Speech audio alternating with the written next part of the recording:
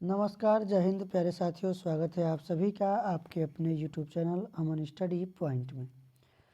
साथियों, UP TET practice set में बाल विकास एवं शिक्षा शास्त्र के प्रश्नों को इस वीडियो में देखेंगे। तो चलिए शुरू करते हैं वीडियो को। तो साथियों, पहला प्रश्न है आप सभी के स्क्रीन पर, बाल विकास एवं शिक्षा शास्त्र का। विद्यालय में विद्यार्थियों को कैसे अभिप्रेरित करना उचित है? चुने गए अध्ययन द्वारा, प्रासंगिक अध्ययन द्वारा, गहन अध्ययन द्वारा या फिर सस्वर अधिगम द्वारा। तो यहाँ पर साथियों हमारा राइट आंसर जाएगा ऑप्शन डी के साथ। विद्यालय में विद्यार्थियों को सस्वर अधिगम द्वारा अभिप्रेरित करना उचित है। और यहाँ पर सस्वर अधिगम को प्रवचन कह सकते हैं, अनुवाद या पठन कह सकते हैं। तो यहाँ पर राइट आंसर जाएगा डी के साथ। और साथियों, इसके पहले 2023 में यूपी टेट नहीं हुआ, उसके लिए प्रैक्टिस सेट हमने कराए थे। तो वही प्रैक्टिस सेट आप लोग देख लीजिएगा, उसी के आगे हम यहाँ पर प्रैक्टिस सेट कर रहे हैं।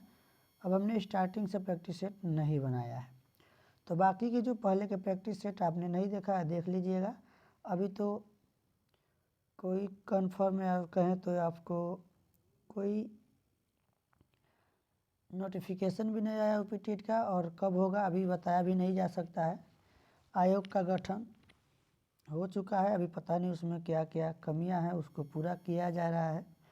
तो जब तक पूरी तरह से नोटिफिकेशन नहीं आता है यूपी टेट का, तब तक आप लोग सेल्फ स्टडीज करते रहिए, अपनी तैयारी करते रहिए, रुकना नहीं है। तो अगला प्रश्न देखेंगे, निम्नलिखित में से कौन सा वृद्धि और विकास के सिद्धांतों से संबंधित नहीं है? निरंतरता का सिद्धांत, वर्गीकरण का सिद्धांत, समन्वय का सिद्धांत, व्यक्तित्व का सिद्धांत। तो यहाँ पर पूछा गया है कौन सा विकास के सिद्धांतों से संबंधित नहीं है, वृद्धि और विकास से संबंधित नहीं है। इस चीज़ को विशेष ध्यान देना है, नहीं तो हम प्रश्न का जो आंसर है गलत लगा सकते हैं, जानते हुए भी गलत लगा सकते हैं। तो यहाँ पर जो वर्गीकरण का सिद्धांत है यह वृद्धि और विकास के सिद्धांतों से संबंधित नहीं है।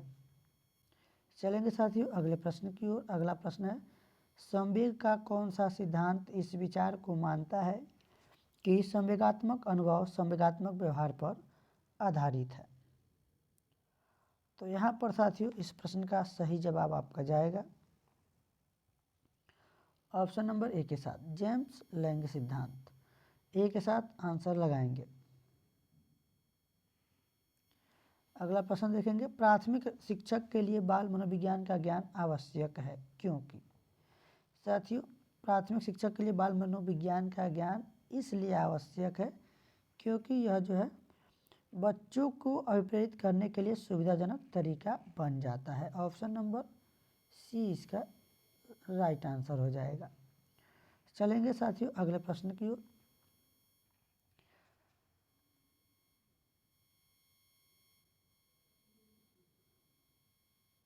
प्राथमिक शिक्षक के लिए बाल मनोविज्ञान, यह तो हमने प्रश्न देख लिया है। अगला प्रश्न ये है आपके स्क्रीन पर, आपको अपनी कक्षा में 2 मंदबुद्धि बच्चों को बैठाने के लिए बोला गया है, तो आप क्या करेंगे?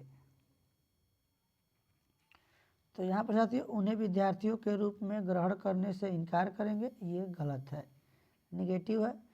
प्रधानाध्यापक को उन्हें किसी और कक्ष में जो कि मंद, ये भी गलत है। यहाँ पर ऐसे विद्यार्थियों को सीखने की तकनीक सीखेंगे।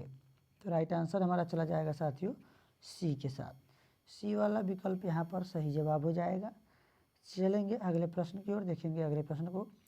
व्यवहारिक क्षमताओं में वह सापेक्ष अस्थायी परिवर्तन जो कि प्रबलित अभ्यास का परिणाम होता है उसे क्या कहते हैं? तो यहाँ पर साथियों राइट आंसर हमारा जाएगा ऑप्शन ए के साथ, उसे हम अधिगम कहते हैं। तो साथियों आपको प्रैक्टिस सेट के साथ साथ आपको जो है थियरी भी जानना पड़ेगा, क्योंकि प्रश्न यही पूछा जाएगा और इसी प्रश्न को आपको आपसे जो है एग्ज़ाम में उसी बात को घुमा के पूछ दिया जाएगा। तो आप लोग थोड़ा सा वहाँ पर परेशानी या असहज महसूस कर सकते हैं, तो इसलिए आपको थियरी भी जानना ज़रूरी है। अभिक्रमायोजित अधिगम का प्रत्यय किसने दिया था? तो यह प्रत्यय दिया था साथियों स्किनर ने। स्किनर ने प्रयोग किया था चूहे पर। थार्नडाइक ने बिल्ली पे प्रयोग किया था। ये भी प्रश्न पूछे गए हैं आपके प्रीवियस ईयर पेपर में। अगला प्रश्न साथियों, निम्न में से कौन शिक्षण कुशलता से संबंधित है? तो यहाँ पर साथियों सही जवाब हो जाएगा श्यामपट्ट कौशल। प्रश्न पूछना यह भी एक प्रकार का कौशल है शिक्षण कुशलता में। तो यहाँ पर देखेंगे आप, राइट आंसर आपका जो जाएगा यहाँ पर डी के साथ चला जाएगा, क्योंकि यहाँ पर जब श्यामपट्ट कौशल भी दिया गया है, प्रश्न पूछना भी दिया गया है, प्रश्नों को हल करना, तो ये उपयुक्त तो सभी हमारे राइट आंसर हो जाएंगे। उदाहरण निरीक्षण विश्लेषण नियमीकरण निम्नलिखित में से कौन सी किस विधि के सोपान हैं? तो यह किस विधि के हैं? यहाँ पर देखेंगे सबसे पहले उदाहरण की बात की गई है, तो पहले उदाहरण आएगा किसमें? आगमन विधि में। तो राइट आंसर हमारा जाएगा बी के साथ। अगर पहले नियम दे दिया जाएगा तो वहाँ पर क्या हो जाएगा? निगमन विधि हो जाएगा। तो अगला प्रश्न देखेंगे, कक्षा 5 के न्यून दृष्टि वाले बच्चों को क्या करना उचित है? उनके साथ क्या करना चाहिए? तो साथियों उनके लिए जो है कक्षा में सामान्य रूप से बर्ताव करना चाहिए और ऑडियो सीडी के जरिए यानी उसकी सहायता प्रदान करनी चाहिए। तो ऑप्शन सी यहाँ पर सकारात्मक आंसर होगा। अगला प्रश्न है, सीखी हुई बात को स्मरण रखने या पुनः स्मरण करने की असफलता को क्या कहते हैं? तो इसको हम कहते हैं विस्मृति। ऑप्शन सी यहाँ पर सही जवाब होगा। मनोविज्ञान की प्रथम प्रयोगशाला को किसने स्थापित किया था? तो इसको सबसे पहले स्थापित किया था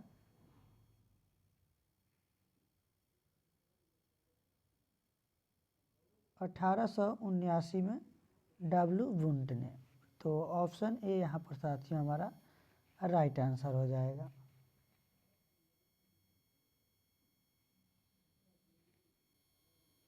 मूल्य के वर्गीकरण में सम्मिलित नहीं है। तो मूल्य के वर्गीकरण में क्या सम्मिलित नहीं है? यहाँ पर येन केन प्राकेण धनार्जन का मूल्य ये जो है नहीं है। ऑप्शन में निगेटिव पूछा गया है, इस चीज़ को विशेष ध्यान देना है। निम्न में कौन सृजनात्मकता से संबंधित नहीं है? यहाँ भी पूछा गया है, नहीं है। प्रवाह, मौलिकता, मितव्ययिता और उपयोगिता। तो साथियों राइट आंसर हमारा हो जाएगा ऑप्शन सी मितव्ययिता। शैशवावस्था में बच्चों के क्रियाकलाप रिक्त स्थान होते हैं। तो शैशवावस्था में जो बच्चों के क्रियाकलाप होते हैं, शैशवावस्था की आयु क्या होती है? यह 0 से 6 वर्ष होती है।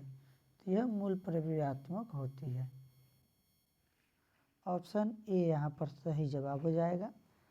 चलेंगे साथियों अगले प्रश्न की ओर। सीखने की प्रक्रिया को प्रभावित करने वाले कारक हैं अनुकरण, प्रशंसा एवं निंदा, प्रतियोगिता और या फिर ये सभी। तो यहाँ पर साथियों राइट आंसर हमारा जो जाएगा ऑप्शन डी के साथ चला जाएगा। इसमें आनुवंशिकता भी होता है, वातावरण, प्रशिक्षण, शिक्षण, ये सीखने की इच्छा, सीखने की विधि, ये सभी जो है प्रभावित करने वाले इसके कारक हैं। तो फिलहाल यहाँ पर डी के साथ आंसर जाएगा। चलेंगे अगले प्रश्न की ओर। सीखने का प्राथमिक मूलभूत नियम संबंधित है। तो ये जो है साथियों सीखने का जो प्राथमिक मूलभूत नियम है यह संबंधित है तत्परता के नियम से। ऑप्शन डी इसका राइट आंसर होगा। अगला प्रश्न देखेंगे, वाणी दोष नहीं है। तो वाणी दोष इसमें कौन सा नहीं है? धीमी या तेज गति से बोलना। ऑप्शन बी इसका राइट आंसर होगा।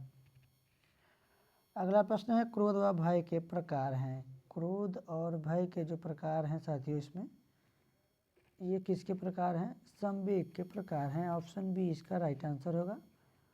मानसिक आयु का प्रत्यय किसने दिया था? तो मानसिक आयु का प्रत्यय दिया था बीनेस साइमन ने। इस प्रश्न का राइट आंसर होगा ऑप्शन ए। अगला प्रश्न साथियों आप सभी की स्क्रीन पर दिए हुए प्राप्तांकों के समूह में जो प्राप्तांक बहुधा यानी सबसे अधिक बार आता है उसे क्या कहते हैं? तो उसे हम कहते हैं बहुलक। ऑप्शन ए यहाँ पर राइट आंसर होगा। देखेंगे अगले प्रश्न को, सूझ द्वारा सीखने के सिद्धांत को सूर्य द्वारा सीखने का सिद्धांत किसने दिया था? तो यहाँ पर साथियों इसको दिया था कोहलर ने। ऑप्शन बी यहाँ पर सही जवाब होगा। अगला प्रश्न देखेंगे, सीखने से संबद्ध प्रतिक्रिया सिद्धांत में पावलोव ने किसको, देखिए पावलोव ने प्रयोग किया था कुत्ते पर, तो ऑप्शन बी हो जाएगा सही। थॉर्नडाइक ने बिल्ली पर, कोहलर ने बंदर पर, और उस बंदर का नाम था सुल्तान। एक बंदर था जिसका नाम सुल्तान था उसमें, और स्किनर ने चूहे पर प्रयोग किया था। तो यहाँ पर बी वाला ऑप्शन सही जवाब होगा। निम्नलिखित में से कौन सीखने का नियम नहीं है? तो यहाँ पर देखेंगे तत्परता का नियम, प्रभाव का नियम, अभ्यास का नियम, ये सभी सीखने के नियम है। तनाव का नियम या सीखने का नियम नहीं है, इसलिए बी ऑप्शन इसका सही जवाब होगा। अगला प्रश्न है साथियों, संज्ञानात्मक विकास के 4 चरणों संवेदी, पेशीय, संक्रियात्मक, यह किसके द्वारा पहचान इसकी की गई है? तो यह साथियों पहचान की गई है जीन पियाजे के द्वारा। डी ऑप्शन सही जवाब हो जाएगा। प्रयास और भूल यानी प्रयत्न और भूल का सिद्धांत किसने दिया है? इसके प्रतिपादक कौन है? तो इसके प्रतिपादक है थॉर्नडाइक।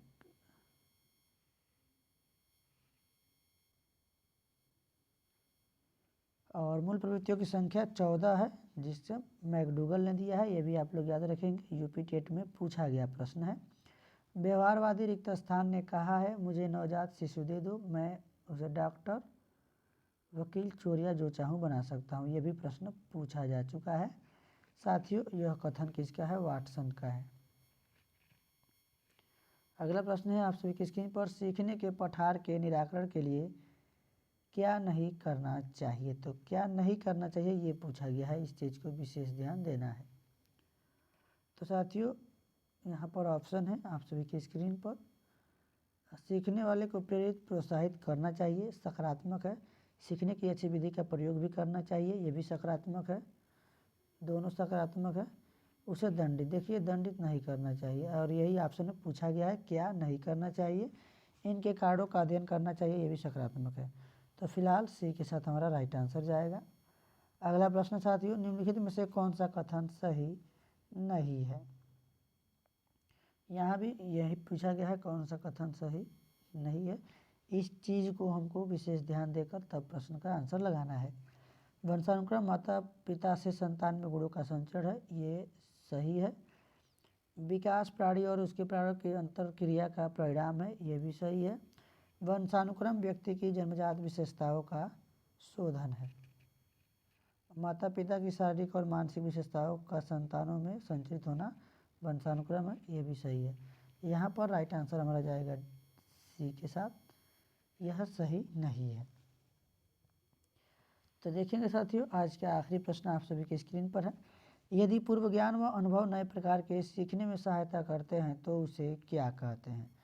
तो उसे हम सकारात्मक प्रशिक्षण स्थानांतरण कहते हैं। ऑप्शन बी साथियों यहाँ पर इसका सही जवाब हो जाएगा। तो बी के साथ आंसर लगाएंगे। तो साथियों आज की वीडियो में बस इतना ही। उम्मीद करता हूँ वीडियो आप सभी को पसंद आया होगा।